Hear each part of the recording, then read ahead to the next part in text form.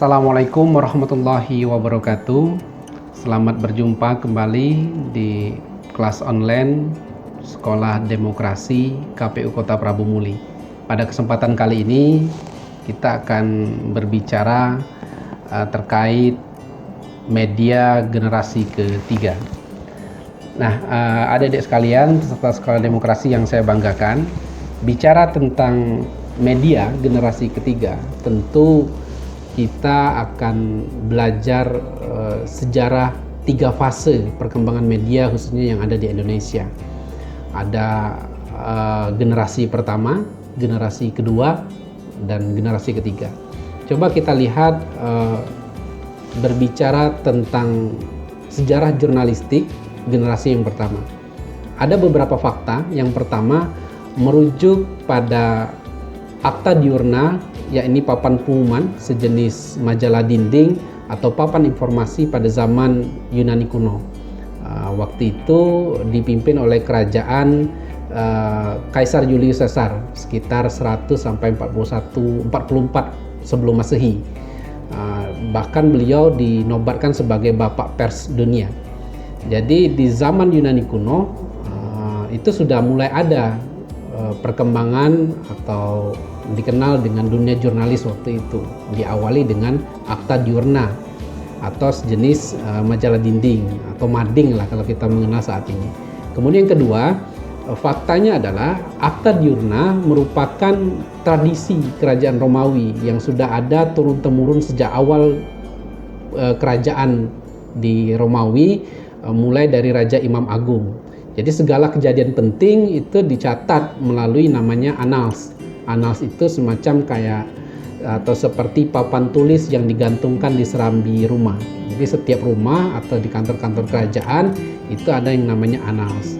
Nah, kemudian yang fakta selanjutnya pada tahun 1450 mulai ditemukan mesin cetak pertama kali oleh Johann Gutenberg, yang kemudian diikuti pada tahun 1457 atau 7 tahun kemudian, sekitar abad ke-17, pertama kali media dalam bentuk koran seperti saat ini yang kita sering baca itu mulai dicetak di Jerman waktu itu.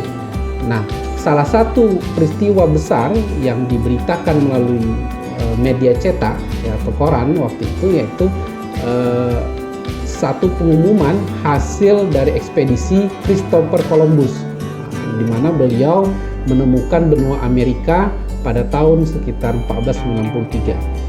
Nah, perkembangan selanjutnya generasi pertama sejarah jurnalistik itu mulai muncul media-media pertama, pemberitaan pertama yang diberitakan atau diberi nama pemberitaannya waktu itu Gazeta, yang lahir sekitar tahun 1536 Masehi, dan akhirnya melalui Oxford Gazeta, nama yang kemudian disempurnakan waktu itu di Inggris, ya, mulai terbit pertama kali sekitar tahun 1665. Jadi media cetak pertama dalam bentuk koran atau majalah itu mulai terbit sekitar tahun 1665 Masehi, yang kemudian berganti menjadi nama London Gazeta. Ya, jadi ketika Henry Mudiman menjadi editornya pertama kali, kemudian menggunakan istilah yang tadinya koran ditemukan pertama kali, kemudian media bentuk koran itu diberi nama atau istilah newspaper. Nah, kalau sekarang kita mengenal banyak media-media, ya, mulai dari koran, majalah, kemudian kalau mading atau majalah dinding atau papan-papan pengumuman itu sudah menjadi pemberitaan yang sifatnya skup kecil gitu ya, di kampung-kampung, di desa-desa. Nah, yang kemudian kita mengenal nama-nama media-media tadi dengan istilah newspaper.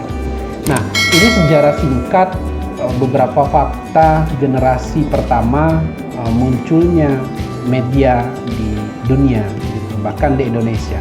Nah, kemudian sejarah jurnalistik pada generasi yang kedua itu mulai muncul yang namanya radio. Jadi alat atau media komunikasi atau media publikasi yang kemudian disebut atau diberi nama dengan istilah radio sekitar tahun 1874, sekitar abad ke-20. Siapa penemunya? Penemu radio pertama kali oleh Guglielmo Marconi, seorang kebangsaan Italia. Nah, munculnya radio dalam dunia jurnalistik itu dikenal dengan istilah jurnalistik atau journalism radio atau broadcast journalism begitu. Nah, di Indonesia sendiri diawali oleh beberapa kelompok komunitas pemuda yang cinta dengan elektronik atau media elektronik, komunikasi elektronik di zaman pra-kemerdekaan gitu ya.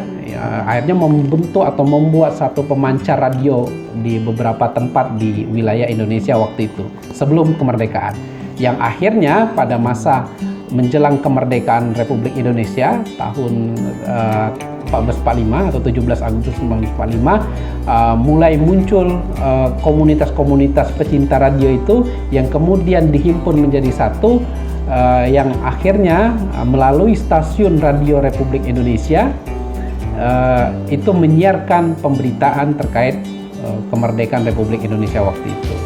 Nah, dan akhirnya stasiun radio Republik Indonesia atau kita kenal dengan RRI Radio itu dinobatkan atau dijadikan sebagai stasiun radio milik pemerintah yang sebelumnya milik komunitas pemuda-pemuda di Indonesia waktu itu. Nah, sampai perkembangan saat ini radio di awal-awal masa kejayaannya itu mulai bermunculan banyak-banyak stasiun radio yang ternama, mulai dari Prambors Radio. Jadi kalau dulu saya di Jogja itu sangat mengenal sekali radio Prambors gitu ya. Kemudian ada Global Radio, Mustang Radio, dan banyak lagi radio-radio lokal lainnya. Nah, pada tahun 1881 mulai muncul penggunaan sistem pemindai gambar. Jadi radio sudah mulai berkembang begitu ya, sekitar tahun 1881, yang kemudian menjadi sejarah awal munculnya televisi gitu. Jadi munculnya televisi dipelopori, diawali dengan perkembangan teknologi pantelegraf nama istilahnya begitu, yaitu mekanisme pemindaian gambar atau dari grafik ke gambar yang kemudian kita kenal sekarang televisi. Nah, sekitar tahun 1920-an teknologi televisi ini mulai muncul menggunakan teknologi optik dan elektronik. Jadi semakin maju dan berkembang. Sampai hari ini kalau kita mengenal televisi tidak lagi atau sudah mulai ditinggalkan gitu, teknologi televisi yang berbentuk televisi tabung. Sudah mulai ada televisi layar datar atau flat begitu ya. Nah, kemunculan radio dan televisi ini menjadi sejarah generasi kedua dalam dunia jurnalistik. Jadi ada peralihan. Generasi pertama mulai dikenal media cetak, mulai dari koran, majalah atau newspaper. Kemudian beralih ke generasi kedua, ditemukannya radio, televisi sebagai bentuk wujud dari perkembangan media dalam dunia jurnalistik. Kemudian yang ketiga menjadi generasi sampai hari ini gitu ya, perkembangan teknologi terutama dalam dunia jurnalistik media itu terus berkembang dengan munculnya jurnalistik internet begitu ya. Yang awal kemunculannya itu awalnya internet itu muncul melalui satu proyek pemerintah Amerika Serikat yang waktu itu ada istilahnya ARPANET gitu ya.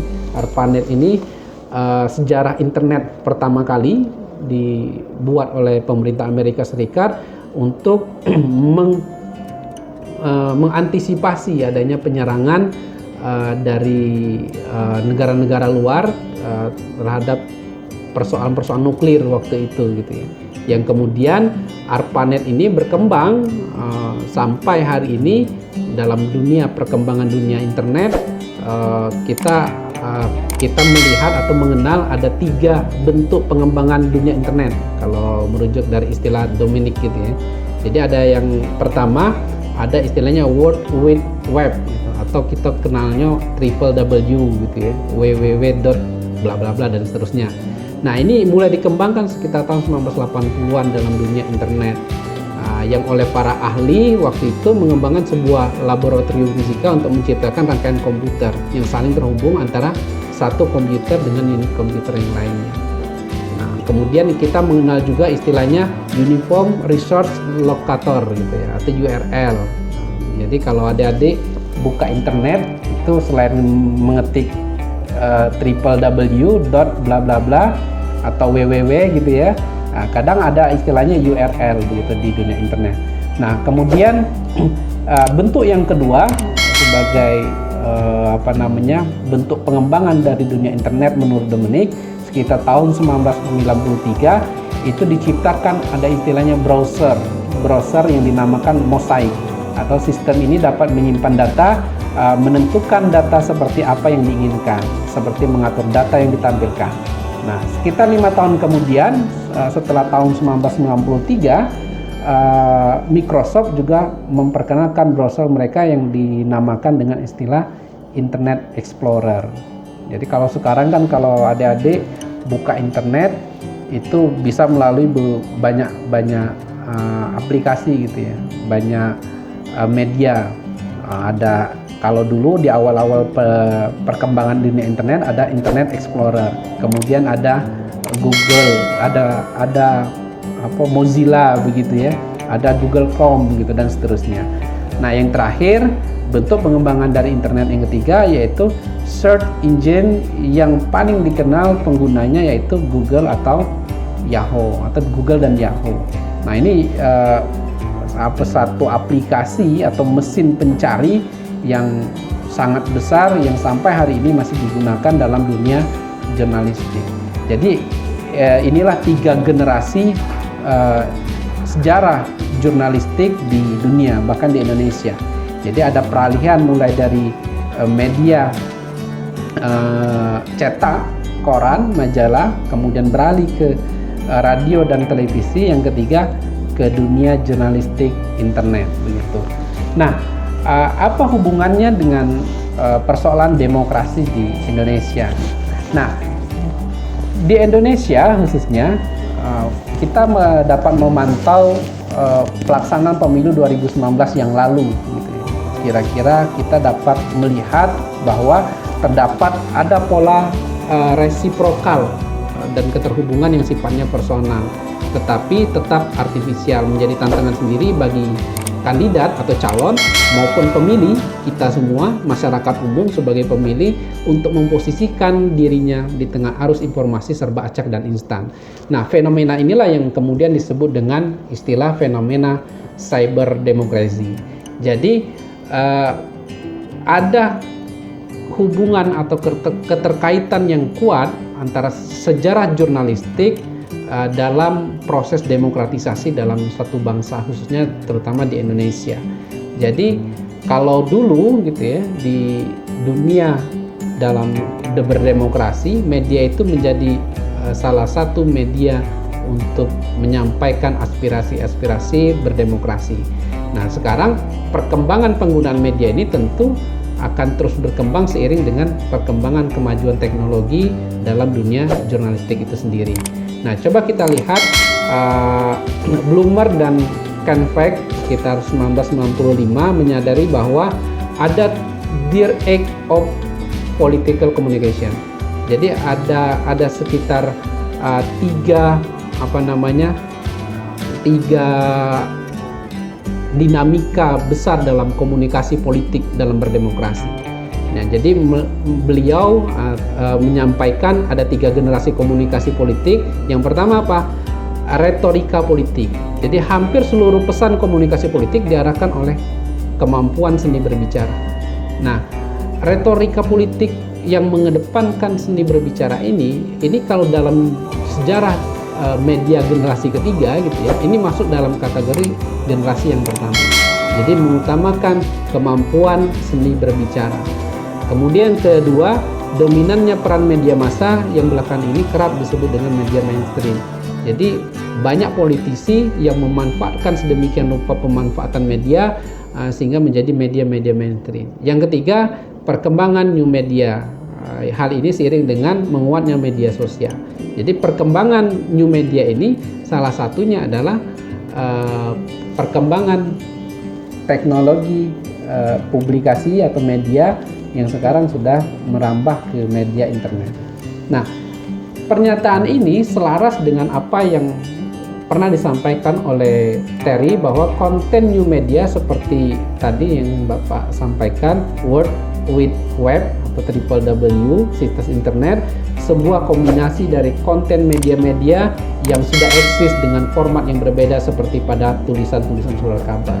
Jadi perkembangan media saat ini dengan adanya teknologi internet membuat media-media atau penyampaian publikasi apapun itu, pemberitaan apapun itu menjadi lebih interaktif melalui media internet. Tidak hanya interaktif, tetapi juga lebih efektif dan efisien. Kejadian hari ini bisa langsung diberitakan hari ini juga begitu. Jadi arus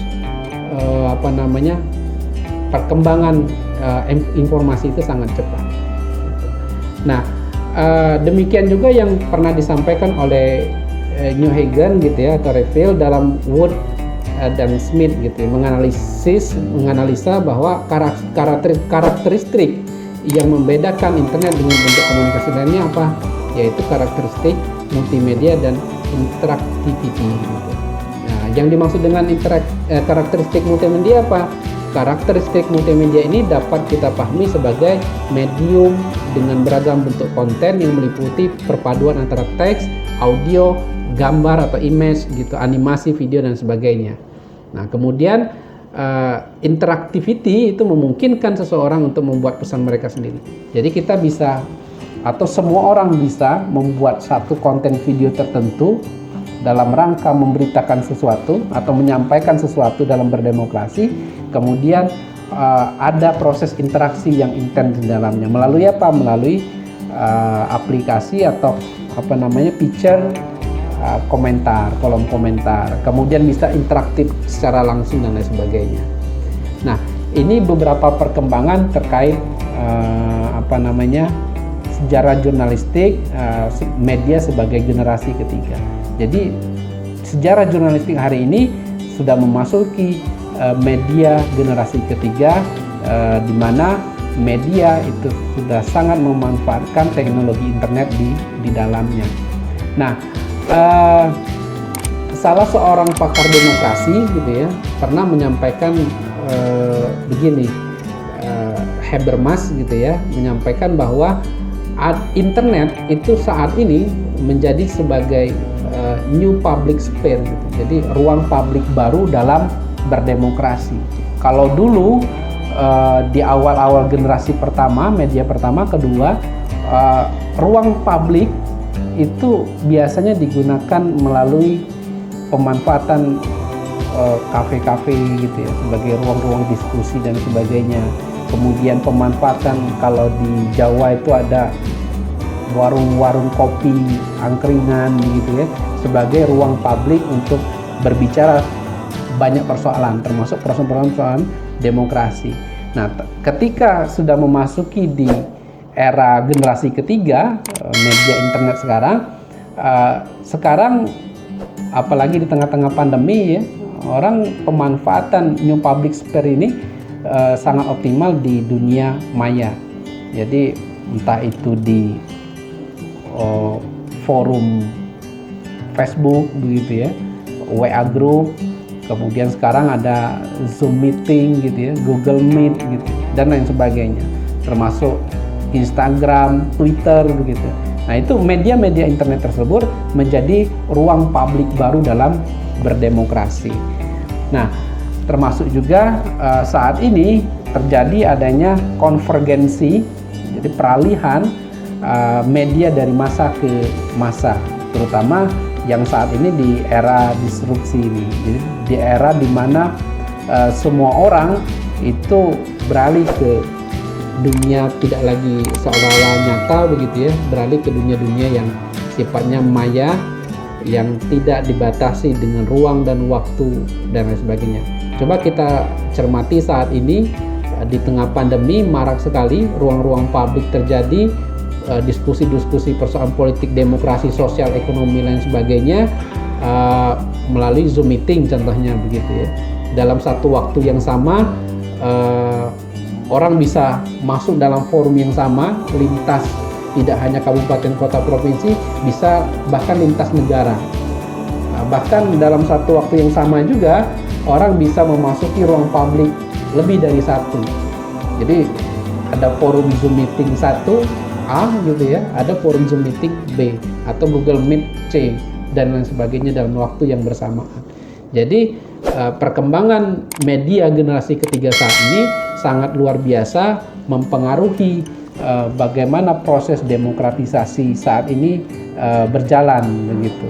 Jadi media generasi ketiga di sini menjelaskan bahwa bagaimana masyarakat sebagai makhluk sosial itu bisa memanfaatkan sebaik-baiknya perkembangan teknologi informasi sebagai satu media untuk menyampaikan aspirasi-aspirasi terutama dalam berdemokrasi. Jadi kalau dulu demonstrasi menjadi satu hal yang sangat efektif, efisien untuk menyampaikan aspirasi kepada atau terhadap pemerintah. Nah, saat ini melalui teknologi internet gitu ya, ini penyampaian aspirasi bisa lebih efektif, efisien. Jadi adik-adik sekalian, peserta sekolah demokrasi yang kami banggakan, cyberspace, kemudian new public space saat ini dengan berkembangnya kemajuan teknologi informasi menjadikan arus informasi saat ini sangat deras begitu ya, atau ada istilah baru, istilahnya ruang hujan informasi, di mana setiap informasi itu hitungannya tidak lagi hitungan hari bahkan jam, hitungannya sudah hitungan detik. Arus informasi itu terus berkembang setiap harinya. Nah, tinggal bagaimana kemudian kita sebagai masyarakat, kalau dalam berdemokrasi itu baik itu kandidat, calon begitu maupun pemilih, masyarakat sebagai pemilih itu bisa benar-benar memilah arus informasi mana yang baik dan benar, mana yang berita-berita yang tidak benar begitu. Makanya sekarang kita bisa melihat begitu banyak media generasi ketiga saat ini bermunculan seperti tadi ya, hitungan detik ada media detik.com begitu. Itu tiap detiknya hampir muncul berita-berita baru melalui pemanfaatan teknologi internet. Kemudian ada Tirto ID, ada kumparan.com dan lain sebagainya. Nah, ini menjadi hal yang positif dalam perkembangan dunia jurnalistik media generasi ketiga. Tergantung kemudian kita masyarakat semuanya bisa memanfaatkan arus perkembangan teknologi informasi ini dengan sebaik-baiknya. Mungkin demikian paparan yang dapat saya sampaikan terkait materi media generasi ketiga. Semoga bermanfaat dan dapat menambah khasanah pengetahuan adik-adik sekalian dalam memahami media arus ketiga.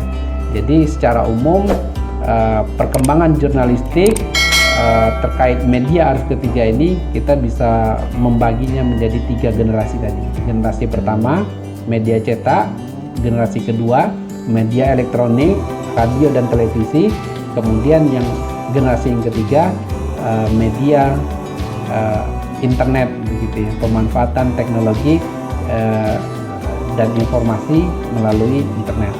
Sebelum saya akhiri, jangan lupa like dan subscribe channel YouTube KPU Kota Prabu Muli, dan silakan tuliskan atau sekedar menuliskan nama ya atau pertanyaan dan sertakan asal sekolah adik-adik sekalian sebagai bentuk dari absensi kehadiran kelas online Sekolah Demokrasi KPU Kota Prabu Muli. Sekian dari saya. Assalamualaikum warahmatullahi wabarakatuh.